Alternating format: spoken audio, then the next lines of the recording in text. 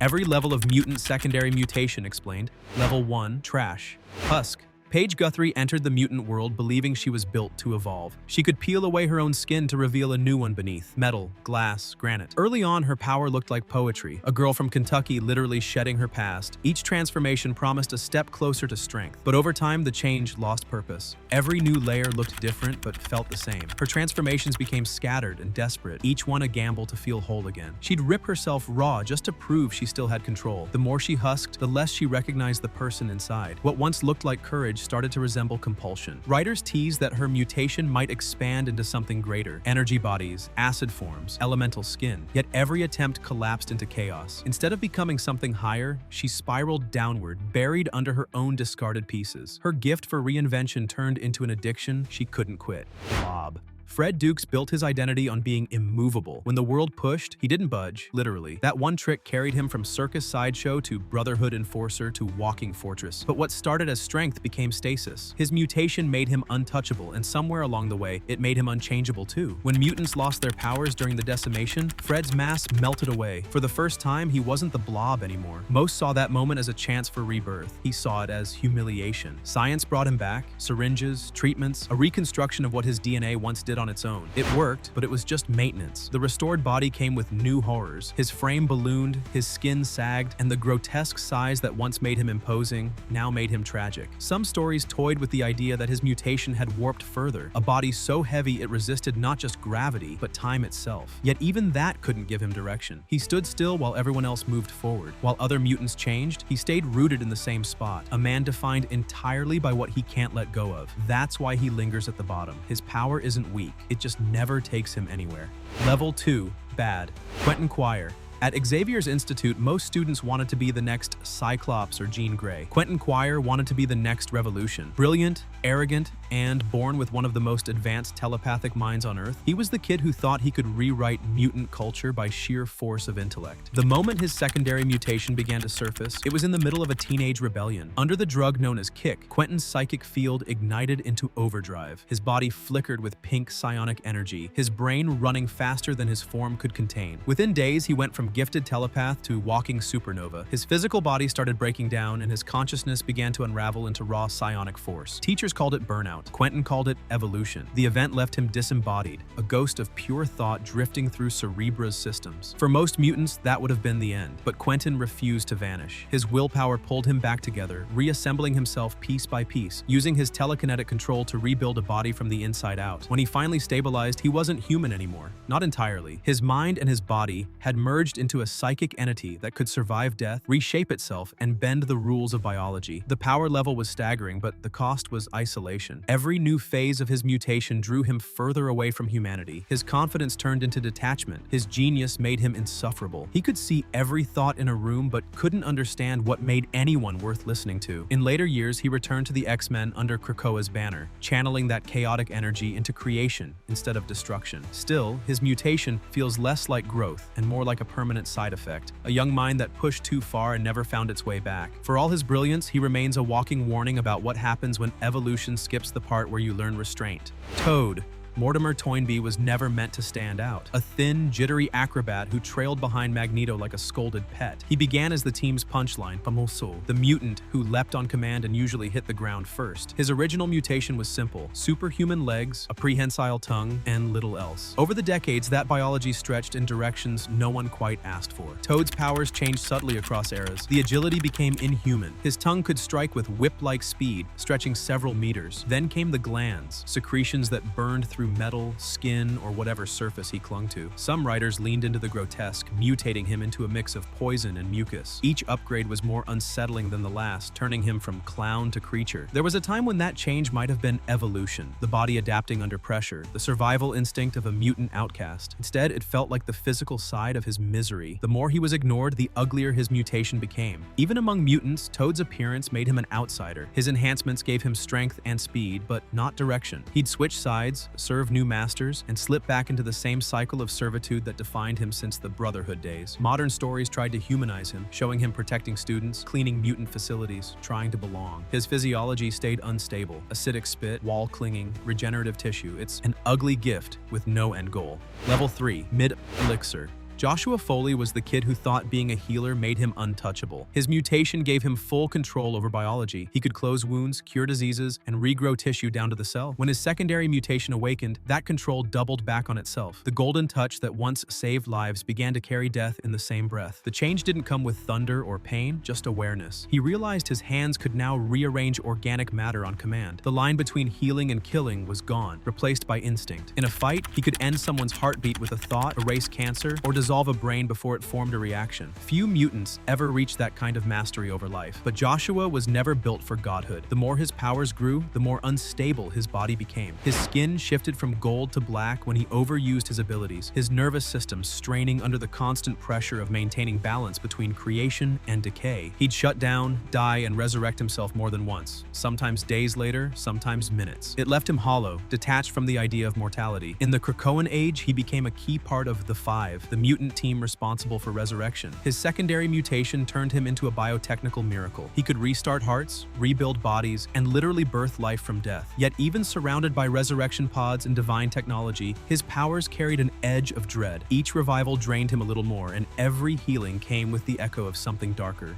Polaris. Lorna Dane always lived in someone's magnetic shadow. The daughter of Magneto, the sister of mutants who moved planets, she inherited the same gift, control over magnetic fields. Her secondary mutation amplified that legacy beyond simple metal bending. For the first time, she could sense magnetic shifts at the molecular level, manipulating tectonic forces, atmospheric energy, and even blood flow. The upgrade came during trauma. Years of mental instability had always followed her like static, but the mutation magnified it. When her emotional state spiked, the planet itself seemed to respond. Compasses spun, satellites drifted, and entire cities felt the hum of her pulse. Scientists once measured her field stretching across continents, linking her power output to Earth's electromagnetic currents. She tried to use it for good, aligning with the X-Men, leading squads, defending mutant kind, but the mental fractures never fully healed. Her mutation tied emotion to magnetism, meaning every breakdown risked a natural disaster. During the Genoshan massacre, grief triggered a surge so violent it nearly pulled the iron from the soil. Still, she always found a way to pull herself back. Her control improved, her focus sharpened, and her influence became global. She could now manipulate tectonic vibrations, fly at supersonic speeds, and generate polar storms capable of shattering satellites. Even so, she remained caught between brilliance and volatility, a mutant whose secondary mutation made her more powerful than ever, but constantly one thought away from collapse.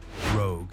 For most of her life, Anna Marie's power was a curse, a single touch that stole everything from another person, their strength, their memories, even their identity. Her secondary mutation was supposed to end that suffering. Instead, it multiplied it. When her abilities evolved, the absorption no longer required skin contact. She could now pull energy from anyone within proximity, a living siphon whose reach grew with her emotion. In some cases, she held on to powers indefinitely, stacking abilities like a living archive of mutant history. That made her devastating in combat, flight, super strength, invulnerability, and now telekinesis, energy projection, and psychic burst all layered inside one person. But that expansion fractured her mind. Every power she absorbed carried fragments of the host's consciousness, crowding her thoughts with hundreds of voices. Over time, the control she gained over her physical powers came at the cost of inner silence. Her personality split between who she was and who she remembered being. In the modern era, he finally achieved full control over her absorption, able to choose when and how to use it. Yet even with mastery, her mutation feels like a paradox. She can wield the gifts of anyone near her, but still carries the fear of losing herself in the process. Her secondary mutation pushed her beyond human limits, but it never made her free.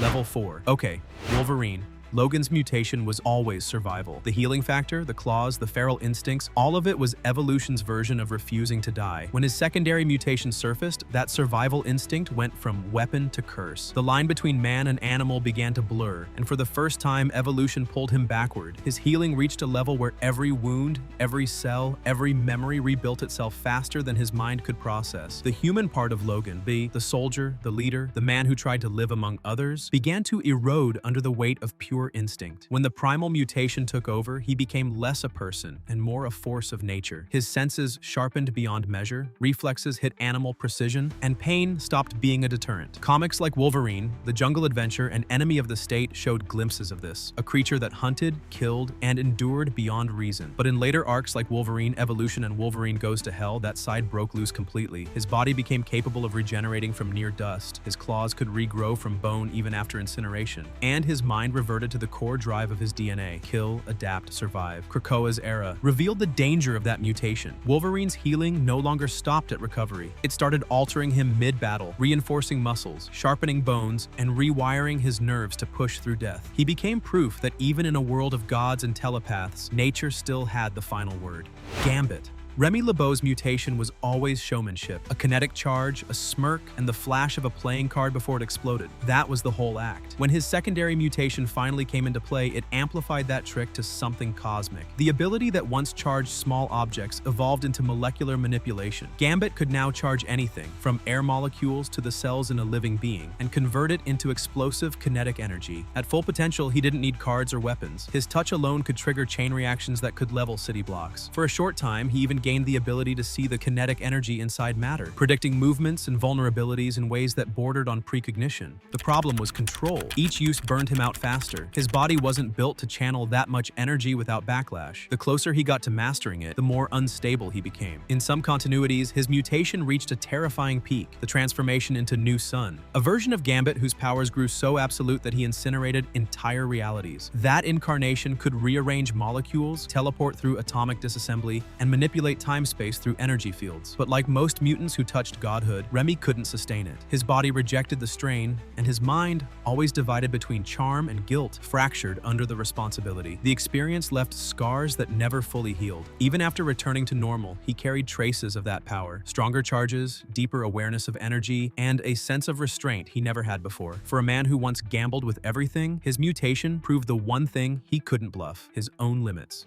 Mask. In the underground tunnels of New York, Mask ruled like a surgeon with no conscience. A member of the Morlocks, his mutation let him reshape flesh like clay. At first, it looked like a gift, healing wounds, repairing deformities, but that was never how he used it. Mask turned it into punishment. He could twist bones, stretch faces, melt features into grotesque masks, and rearrange anatomy in ways that made his victims unrecognizable. Over time, that power deepened. His secondary mutation allowed him to alter his own body too, adopting disguises, gender shifts, and new identities without the need for illusion or surgery. Each change came with precision down to the nerve. He could rewrite someone's entire appearance in seconds, whether they wanted it or not. That evolution made him one of the most terrifying low-level mutants alive. He didn't need armies or energy blasts. His control over organic structure turned flesh itself into a weapon. During the Krakoan era, he was reluctantly integrated into mutant society as part of the Five, where his role was to sculpt the resurrected bodies of mutants before consciousness was restored. It was ironic, the same hands that once disfigured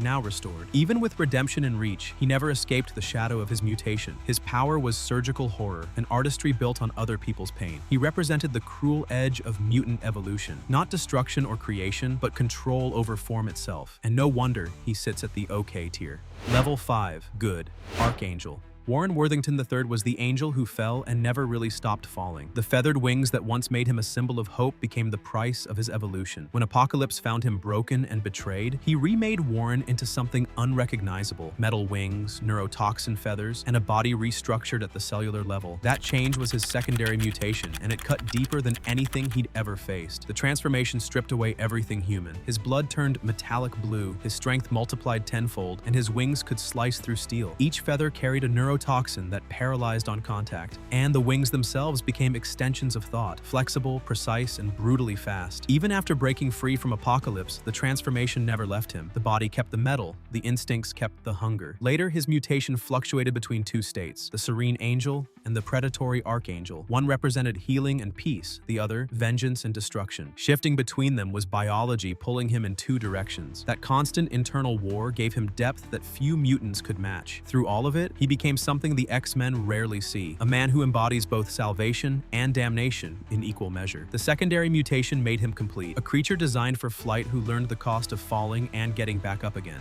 Beast. Hank McCoy was already a genius before his body caught up with his mind. His original mutation enhanced strength, agility, and reflexes, a brilliant mind inside a physical powerhouse. But his secondary mutation rewrote the template entirely. What began as an experiment to halt his own genetic decay turned into a permanent transformation. His body evolved into a more animalistic form, furred, clawed, and hyper-adapted for combat and agility. His brain chemistry expanded alongside it, granting him sharper perception, faster reaction times, and a near-photographic memory. For a while, it looked like the perfect synthesis of intellect and instinct. Then the mutation evolved again. His physiology grew denser, the fur darkened to a deep blue, and his strength and durability reached superhuman levels. Every time Beast altered. His genetics, the mutation adapted to match. He became an embodiment of his own experiments, a scientist who could no longer predict what his body would become next. He was now a being whose mind works on 4 planes of logic while his body functions like a super predator. That combination made him indispensable: strategist, biologist, tactician, and dangerously detached. His mutation had sharpened his instincts as much as his intellect, and together they turned him into someone who acts with precision but little hesitation. He still fights for mutant kind, but now it's as much through calculated manipulation as brute strength. The mutation made him better, but not softer. Black Tom Cassidy. For most of his life, Black Tom's mutation revolved around energy, projecting concussive blasts through wood. A strange ability, powerful in concept, but limited by material. Then came Krakoa, and everything about him changed. His secondary mutation linked him directly to the living island itself. Turning his body into part of the ecosystem, Tom could now communicate with the island's consciousness, sensing every movement through roots, vines, and soil. His skin began to take on bark-like textures, his veins pulsing with chlorophyll. He could heal injuries by absorbing plant matter and grow extensions of himself across vast areas. In moments of stress, his body could fully merge with Krakoa, transforming into a humanoid mass of branches and vines that could rebuild or destroy anything within reach. What made his mutation fascinating was awareness. He could sense every death, every resurrection, and every secret rooted in the ground beneath mutant civilization. The ecosystem breathed through him, and that connection granted him insight no computer or telepath could match. His body became the nervous system of Krakoa, and his consciousness the bridge between man and nature. For a mutant once seen as secondary to his cousin Banshee, that transformation turned him into an irreplaceable guardian. His evolution showed that mutation sometimes spreads outward, sinking roots into something bigger than the self. His gift was connection. Level 6. Great. Wolfsbane. Born in a religious Scottish community that viewed her abilities as a curse, she grew up thinking her transformation was sin. Her secondary mutation changed that narrative entirely. Wolfsbane could already shift between human and wolf form, but evolution gave her something new: full hybrid control. Her transitions became fluid, seamless, almost artistic. She could sprout claws and fangs without losing speech, increase her muscle density while maintaining agility, and even sharpen senses far beyond natural wolves. Her vision adapted to infrared light, her hearing tracked heartbeats from entire blocks away, and her healing factor increased exponentially. What made this shift more profound was its emotional control. Before, rage or fear triggered her transformations. After evolution, she could regulate them through willpower alone. It turned her from a creature of reaction into one of precision. She could fight like a beast and think like a tactician, something even Wolverine once acknowledged with respect. Her connection to Krakoa later revealed an additional layer. The mutation gave her a psychic awareness tied to pack mentality. She could feel others' fear, sense territory violations, and communicate telepathically in wolf form. That instinctual link made her invaluable during recon missions and close combat, where silent coordination often meant survival. Despite the trauma that defined her early life, her secondary mutation became her redemption, an evolution that didn't overpower her humanity, but refined it. She learned to live between forms, where control and instinct coexist. Havoc. Alex Summers grew up in the shadow of an older brother who could level buildings with his eyes. His own mutation, absorbing cosmic energy and releasing it as concussive plasma, was powerful but chaotic. The blasts often spiraled out of control, leaving him more dangerous to his team than to his enemies. His secondary mutation finally brought balance to that chaos. Instead of simply discharging energy, Havoc learned to regulate it internally. His body developed an organic containment system that let him absorb radiation, sunlight, and ambient cosmic force without detonating. The mutation also extended his control to new wavelengths of energy: ultraviolet, gamma, even interdimensional radiation. He became a walking reactor, capable of shaping beams with surgical precision or spreading them across vast fields like solar flares. His energy signatures became detectable across continents, and his control reached the point where he could manipulate the intensity to knock out enemies without killing them. His plasma blast could disintegrate sentinels, power starships, or disrupt psionic fields. Scientists on Krakoa even discovered his mutation had evolved to feed off atmospheric energy, meaning his power source was essentially infinite. But what made Havoc's secondary mutation remarkable was the harmony between power and control. For years, Alex fought against instability, fearing what would happen if he lost focus for even a second. Evolution gave him the precision he'd been chasing since the start. He became one of the most reliable energy manipulators alive, finally standing as an equal to Cyclops, not through rivalry, but through evolution that made him whole.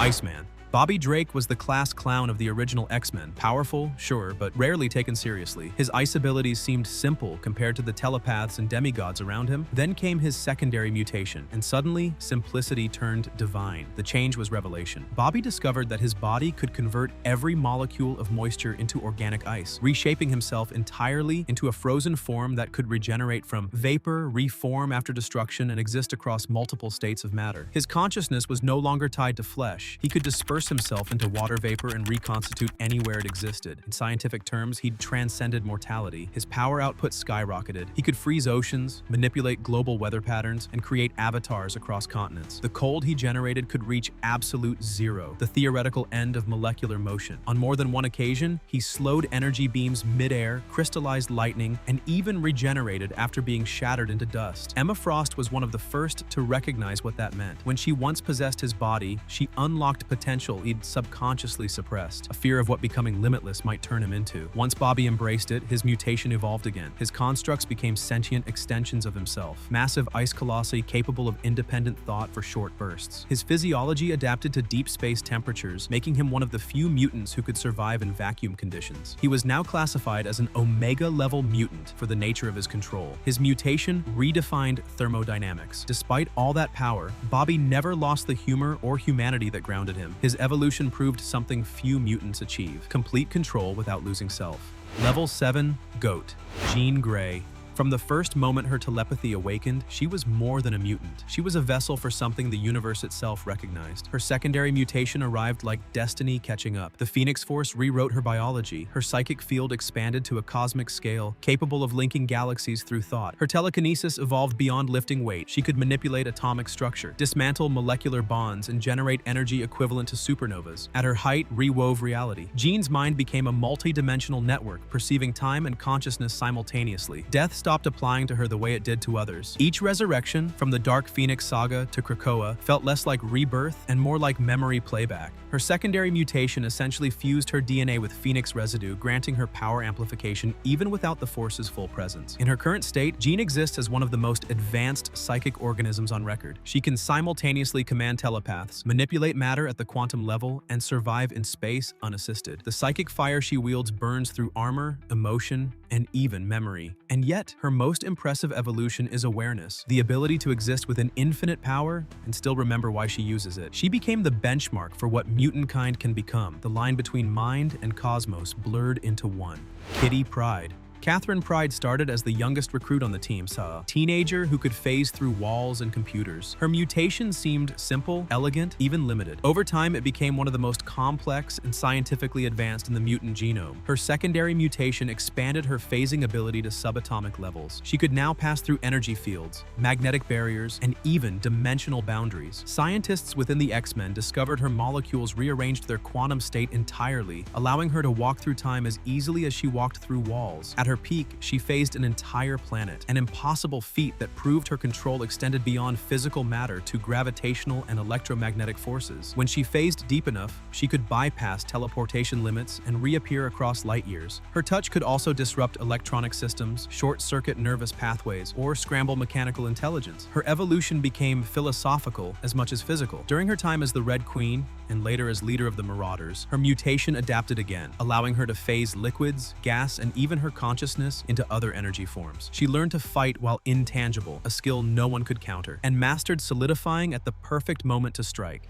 Emma Frost. Originally a powerful telepath, her secondary mutation emerged during one of the most catastrophic events in mutant history, the Genosha Massacre. Under pressure and grief, her body transformed into living diamond. This new form gave her total immunity to psychic intrusion, complete cellular regeneration, and near absolute durability. Every molecule aligned perfectly, reflecting both light and mental intrusion alike. In that state, Emma's mind became silent. No emotion, no pain, just crystalline thought. Scientists classified the mutation as organic carbon metamorphosis, an evolutionary response triggered by psychic trauma. The diamond form is more than defense. It's her escape from empathy. The physical transformation mirrors her psychological armor, flawless, beautiful, unbreakable. Over time, her control grew so precise she could shift between forms instantaneously, maintain partial transformations, and even refract telepathic signals like light through glass. Yet her telepathic abilities evolved too. After years of exposure to psychic networks like Cerebra and Krakoa's telepathic circuits, her mind began processing processing information across multiple frequencies. She can now project thoughts to thousands simultaneously, manipulate mass emotion, and resist even Omega-level telepaths like Jean. The duality of her powers, empathy, and invulnerability defines her mutation as one of the most advanced ever documented. Few mutants balance emotional depth with scientific precision the way Emma does. Her secondary evolution crystallized the essence of who she is, a woman who can read every thought in a room and still choose silence. And that's it. Now, to you, if you could trigger your own secondary mutation, what power would you evolve into? Comment down below, leave a like, subscribe, and turn on the notification bell for more amazing videos like this one.